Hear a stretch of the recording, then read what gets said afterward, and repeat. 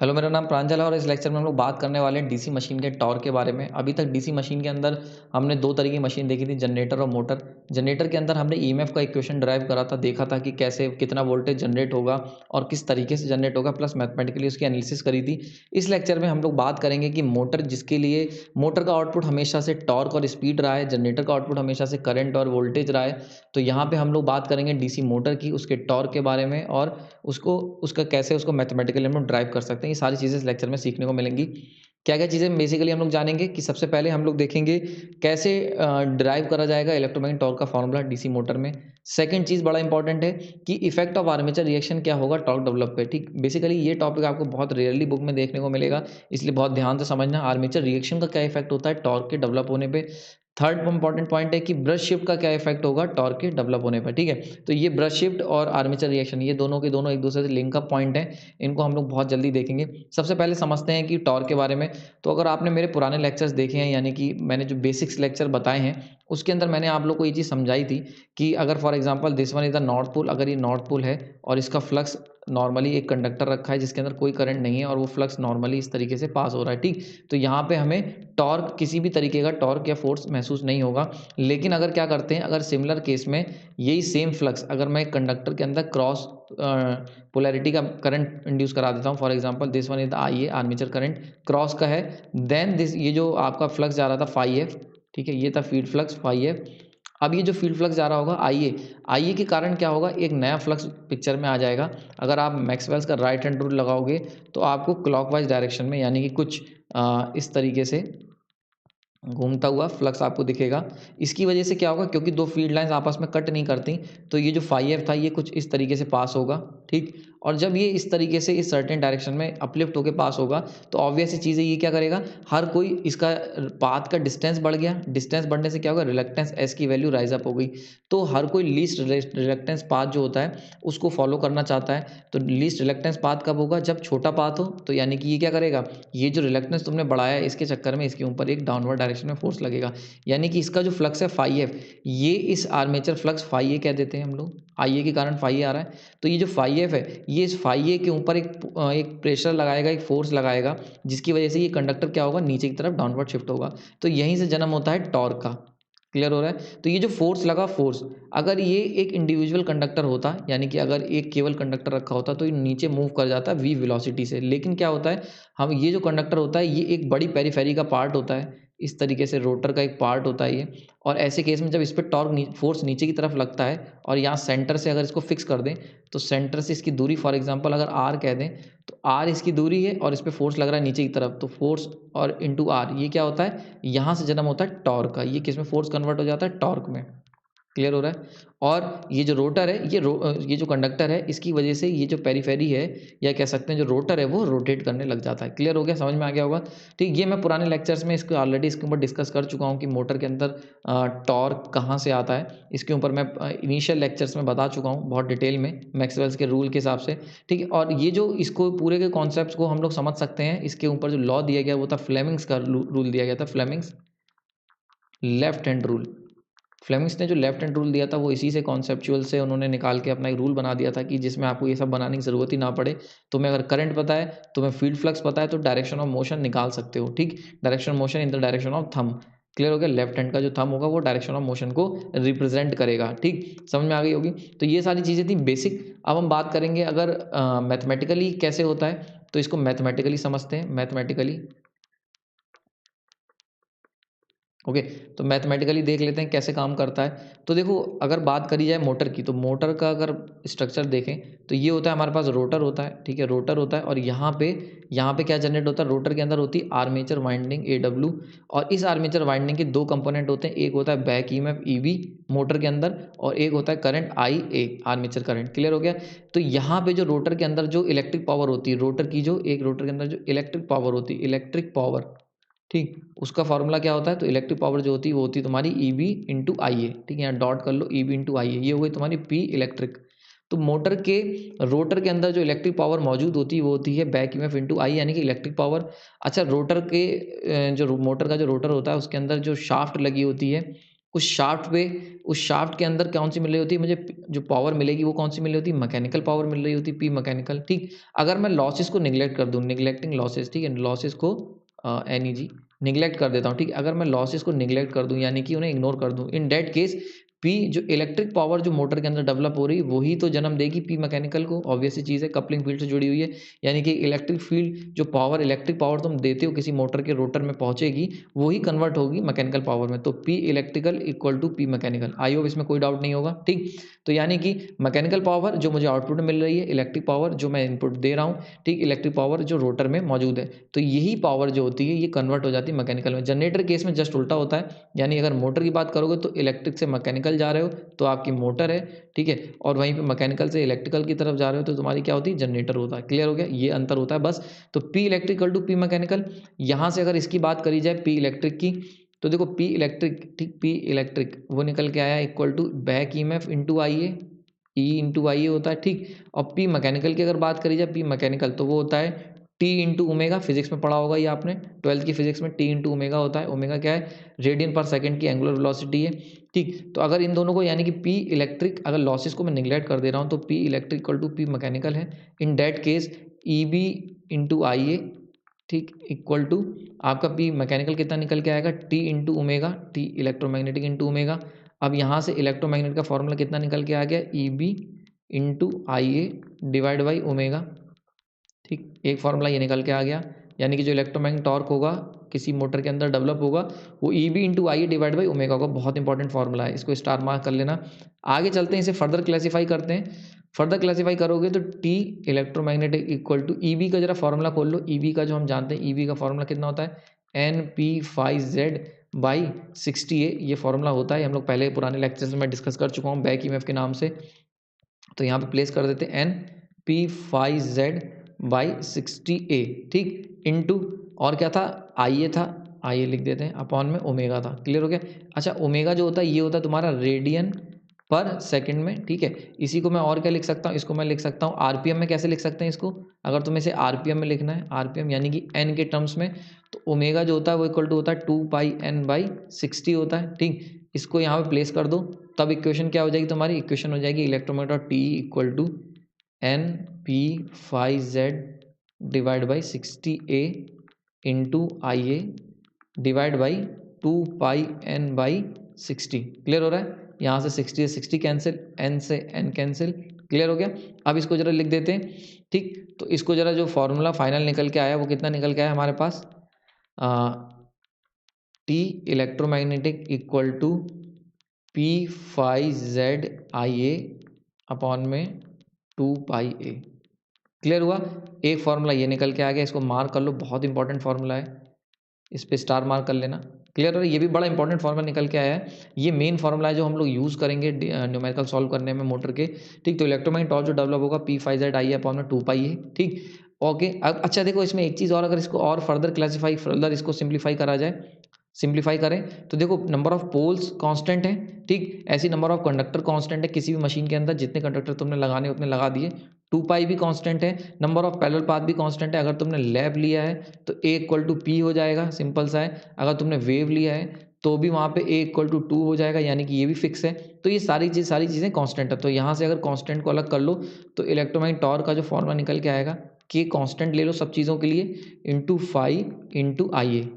Clear हो रहा है, एक फार्मूला ये निकल के आ गया, ठीक। तो ये तीसरा फार्मूला है इलेक्ट्रॉनिक टॉर्क का, इससे पहले 2 फार्मूले हम लोग देख चुके हैं, समझ में आया। तो ये जस्ट सिंप्लीफाई फार्मूला है, जो फार्मूला हमने ऊपर देखा था उसी का एक सिंप्लीफाइड वर्जन है। अच्छा, इसे हम लोग और क्या क्या कह सकते हैं, तो इसके लिए मैं एक फार्मूला और यूज़ कर सकता हूँ इसी में, इक्वल टू कह सकता हूँ टी ई इक्वल टू के। ये क्या होता है, ये जो फाई है ये क्या है, फील्ड फ्लक्स है, फील्ड FIELD, फील्ड फ्लक्स, ठीक है, फील्ड का फ्लक्स है। तो इसे मैं लिख सकता हूँ फाई एफ, कह सकता हूँ इसे, तो इसे हम लिख लेते हैं फील्ड का फ्लक्स फाई एफ, ठीक। आइए क्या है, आर्मेचर करंट है, और हम जानते हैं आर्मेचर करंट जो आर्मेचर करंट से क्या होता है, आर्मेचर करंट जो होती है आइए डायरेक्ट प्रोपोर्शनल होती है फाई ए, यानी जितना ज़्यादा आर्मेचर करंट होगा उतना ही ज़्यादा आर्मेचर फ्लक्स बनेगा। क्लियर हो रहा है। तो इसे हम इंटू फाई ए भी लिख सकते हैं, एक फॉर्मूला ये निकल के आ गया। क्लियर हो गया। ठीक, और यहाँ पे के डैश लगा देंगे, क्यों? क्योंकि जो फॉर्मूला होता है डायरेक्टली प्रोपोर्शनल है, यानी कि यहाँ पे प्रोपोर्शनैलिटी आएगी, तो इससे क्या होगा, के की जगह के डैश आ जाएगा। ध्यान रखना ये चीज़, क्योंकि अगर फॉर्मूले की बात करें तो एमएमएफ जो होता है, यानी कि एमएमएफ जो होता है, MMF equal to S into phi होता है, equal to N into I A होता है। क्लियर हो गया? तो इन सब चीज़ों से फाई डायरेक्ट प्रोपोर्शनल टू आई आ गया, कब? जब रिलक्टेंस कांस्टेंट है प्लस जो तुम्हारा नंबर ऑफ टर्न्स जो है वो कांस्टेंट है, तो इसीलिए यहाँ पे कांस्टेंट की प्रोपोर्शनलिटी मैंने के डैश कर दी, क्योंकि यहाँ पे ये चीज़ें भी पिक्चर में आएंगी एन बाई एस। समझ में आ गया? तो यानी कि अगर मैं इसकी बात कर लूँ तो फाई ए आ जाएगा, डायरेक्ट प्रोपोर्शनल है, क्योंकि ठीक इसी तरीके से ये चीज़ पूरी समझ में आ गई। अच्छा, इसी को अगर दूसरी तरीके से एक और तरीका है इसको लिखने का, वो भी समझ लो। इसको मैं ऐसे भी लिख सकता हूँ, टी ई इक्वल टू के इंटू फाई एफ जो होता है, वो भी अगेन फाई एफ जो होता है, फाई एफ वो डायरेक्ट प्रोपोर्शनल होता है आई ए के, आई एफ के, सॉरी, फील्ड करंट के। ठीक, ये भी सब लोग जानते हैं, क्योंकि जितना फील्ड करंट होगा उतना ही फाई फील्ड फ्लक्स होगा। तो यहाँ पे क्या आ जाएगा, यहाँ पे के डैश लगा देते हैं, थोड़ा सा कांस्टेंट में डिफरेंस आ जाता है, और यहाँ पे आ जाएगा फील्ड करंट आई एफ, ठीक, और आई ए। क्लियर हो गया? तो यहाँ से ये 3 फ़ॉर्मूले निकल के आए, एक ही फ़ॉर्मूले से, सिंगल फ़ॉर्मूले को मैं 3 तरीके से लिख सकता हूँ, 1, 2, 3, यानी कि एक ही फ़ॉर्मूला जो है उसको 3 तरीके से मैं यूज़ कर सकता हूँ। तीनों का मतलब एक ही है कि जो इलेक्ट्रोमैग्नेटिक टॉर्क डेवलप होगा वो डायरेक्टली प्रोपोर्शनल होगा किसके? फील्ड फ्लक्स के, फाई एफ के, और आर्मेचर करंट के, या कह सकते हैं आर्मेचर के फ्लक्स के। तो फील्ड करंट आर्मेचर करंट कह सकते हो, फील्ड फ्लक्स आर्मेचर फ्लक्स कह सकते हो, या मिक्सचर कह सकते हो। समझ में आ गया? तो यानी कि जो इलेक्ट्रोमैग्नेटिक टॉर्क डेवलप होगा वो किसके बराबर, वो किसके ऊपर डिपेंड करेगा? फील्ड फ्लक्स और आर्मेचर फ्लक्स। यही बात मैंने तुम्हें ऊपर बताई थी। यानी कि अगर इसका ये वाला जो इनिशियली हमने स्टार्ट करा था, देखो, तो जो आर्मेचर का जो फ्लक्स है, यानी कि इस कंडक्टर का जो फ्लक्स है फाई ए, ये जो है जितना ज़्यादा ये फ्लक्स होगा उतना ज़्यादा ये जो फील्ड फ्लक्स जा रहा है इसके ऊपर रिपल्शन लगेगा, यानी कि उतना ज़्यादा ये पुश होंगी ऊपर की तरफ, फील्ड फ्लक्स जो होगा ऊपर की तरफ पुश होगा, और जितना ज़्यादा ये ऊपर की तरफ पुश होगा उतना ही ज़्यादा ये नीचे की तरफ टॉर्क, मतलब इस ऊपर फोर्स लगाएगा। तो जो इलेक्ट्रोमैग्नेटिक टॉर्क है वो डायरेक्ट प्रोपोर्शनल आ जाएगा फाई एफ, यानी फील्ड फ्लक्स कितना पुश हो रहा है, मतलब कितना स्ट्रेंथ का है जो पुश कर रहे हैं, और इंटू फाई ए, यानी कि आर्मेचर फ्लक्स कितना है। तो जितना ज़्यादा इन दोनों फ्लक्स के बीच में इंटरेक्शन होगा, अट्रैक्शन इन दोनों के बीच आपस में ये लोग मिले जुलेंगे, उतना ही ज़्यादा टॉर्क डेवलप होगा। क्लियर हो गया यहाँ पे? ये चीज़ अगर इसमें कोई डाउट है तो इसके लिए आप मेरा जो है प्रीवियस लेक्चर देख सकते हैं, इसके ऊपर मैंने ऑलरेडी लेक्चर लिया हुआ है। ठीक, ओके, आगे चलते हैं। अगर हम बात करें यहाँ पे इस पूरे जो हमने सिनारियो देखा है इसके अंदर, तो उसके अंदर अगर हम लोग एंगल वाइज की बात करी जाए, एक टर्म और होती है एंगल, जिसे कहते हैं एंगुलर एंगल। ठीक है, तो एंगल की बात करें, थीटा। ठीक, ये थीटा कौन सा है? तो अगर मान लेते हैं फॉर एग्जांपल, अगर ये हमारा है नॉर्थ पोल है, इसको रुकिए मैं दोबारा बताता हूँ। ठीक, इसको समझो ज़रा ध्यान से, बड़ा इंपॉर्टेंट है ये। नॉर्थ पोल है, ठीक, और ये मेरे पास रोटर है, रोटर में 3 कंडक्टर इधर ले लेते हैं और 3 इधर ले लेते हैं। क्लियर है? और मान लेते हैं कि सर्टेन यहाँ पे क्रॉस है, ठीक, और यहाँ डॉट है, और ठीक, डायरेक्शन ऑफ रोटेशन ये है अगर मोटर है हमारी। क्लियर हो रहा है? ये मोटर है, और डायरेक्शन ऑफ मोशन जो है कुछ इस तरीके से आप लोग देख सकते हो। जब निकालोगे तो कुछ इसी तरीके से निकल के आएगा, क्योंकि मोटर के अंदर आपका लेफ्ट हैंड रूल लगेगा। ठीक, तो यहाँ पे ये चीज़ क्लियर हो गई। अब देखो, अगर इसकी बात करी जाए फील्ड फ्लक्स की, तो फील्ड फ्लक्स की डायरेक्शन ये है कुछ। ठीक, तो ये हो गई फाई एफ की डायरेक्शन, इस डायरेक्शन में। अच्छा, अगर आर्मेचर की बात करते हो, आर्मेचर फ्लक्स की, तो देखो ये सारे के सारे क्या है, क्रॉस में हैं ये वाले, तो यानी कि इनका क्रॉस बनेगा कुछ इस तरीके से डाउनवर्ड डायरेक्शन में। ठीक, और ये तुम्हारे क्या है, ये डॉट में है, तो सेंटर का जो फ्लक्स होगा वो डाउनवर्ड डायरेक्शन में होगा, यानी कि नेट फ्लक्स फाई ए किधर आ गया, इधर आ गया। तो अगर बात की जाए फाई एफ और फाई ए के बीच के एंगल की, तो ये कितना बन रहा है, 90 डिग्री बन रहा है। क्लियर हो रहा है? तो ये जो एंगल होता है इसको कहाँ इंक्लूड करा जाता है, तो यस, इसको हम लोग इंक्लूड करते हैं टॉर्क के फॉर्मूले में, टी इक्वल टू के phi F into I A into, बहुत इंपॉर्टेंट, ये बुक्स में आपको नहीं मिलेगा, यहाँ पे एक टर्म होता है साइन थीटा। क्लियर हो रहा है? ये साइन थीटा टर्म जो होता है ये जनरली डीसी मशीन के फॉर्मूला जब ड्राइव करोगे तो नहीं दे रखा होगा, लेकिन ये पिक्चर में रहता है साइन थीटा, और यहाँ पे थीटा की वैल्यू जो होती है नॉर्मली केस में 90 डिग्री होती है। क्लियर हो गया यहाँ पे?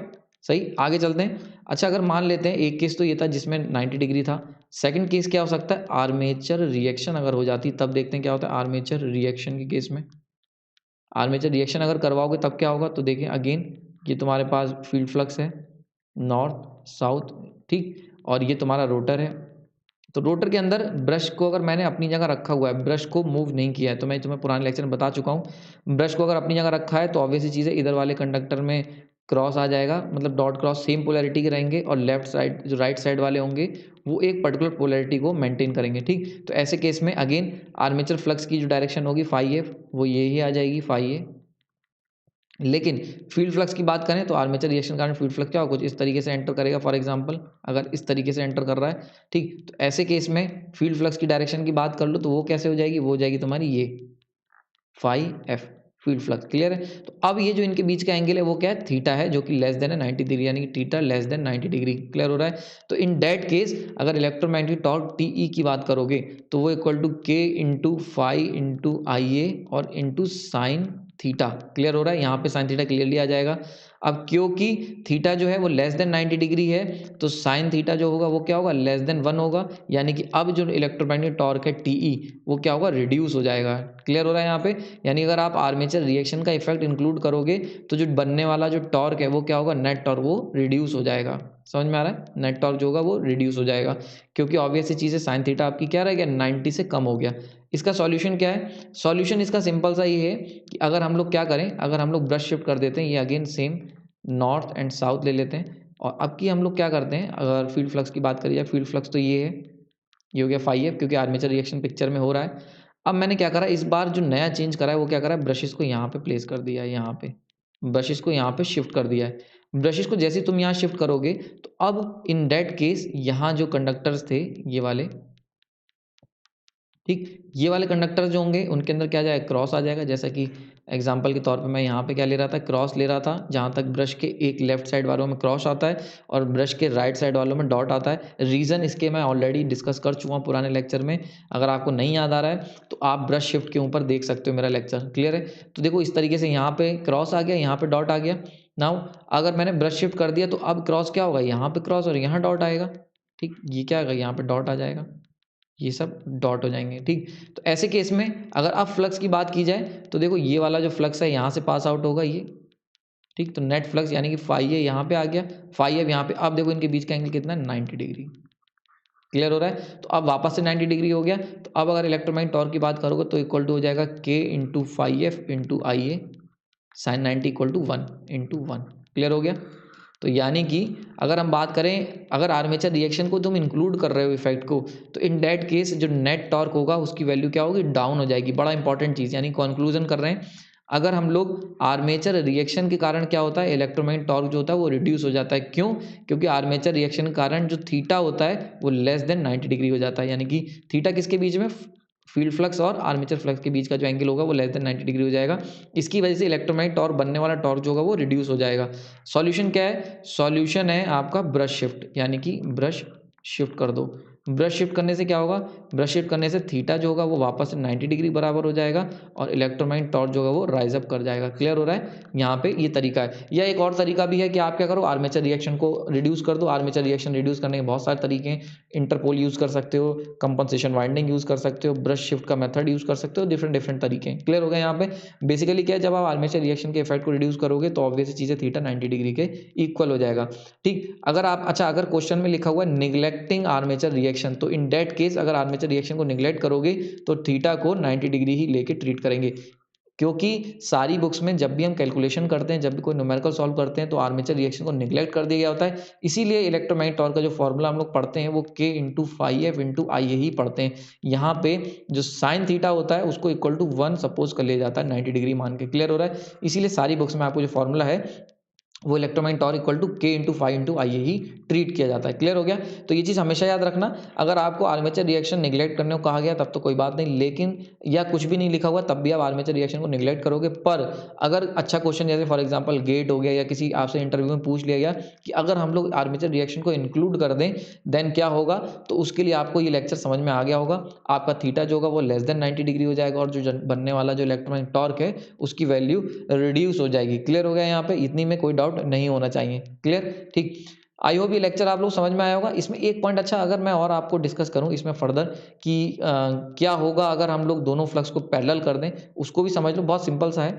यानी कि अगर हम लोग क्या करें, अगर हमारे पास ये रोटर है और इसमें ये हो गया फाई आर्मेचर है, ठीक है, हमने ब्रशेस को यहीं पे रखा हुआ है, चेंज नहीं किया है, तो फाई ये यहीं पे रहेगा, प्लस हम लोग क्या कर रहे हैं, आर्मेचर रिएक्शन मान लेते हैं बहुत ज़्यादा हो जाता है, क्रॉस मैग्नेटाइजेशन इफेक्ट, यानी क्रॉस जो मैग्नेटाइजेशन इफेक्ट था वो मैक्सिमम हो जाता है, यानी कि फ्लक्स कुछ इस तरीके से एंटर करने लगता है और यहाँ से जाके ये जाने लगता है फील्ड फ्लक्स। समझ में आ रहा है, ये फील्ड फ्लक्स हो गया। तो यानी कि डायरेक्शन क्या आ जाएगी, ये आ जाएगी फाई एफ की।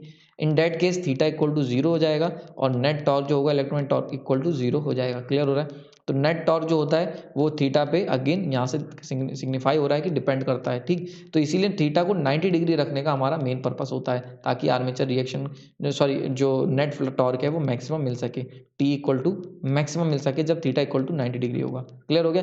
थीटा 0 कर दोगे तो नेट टॉर्क भी 0 हो जाएगा। इसीलिए कभी भी जो पैरेलल अगर आप लोग दोनों फ्लक्स को पैरेलल कर दोगे तो वहाँ पे कोई भी टॉर्क आपको नहीं मिलेगा, ठीक।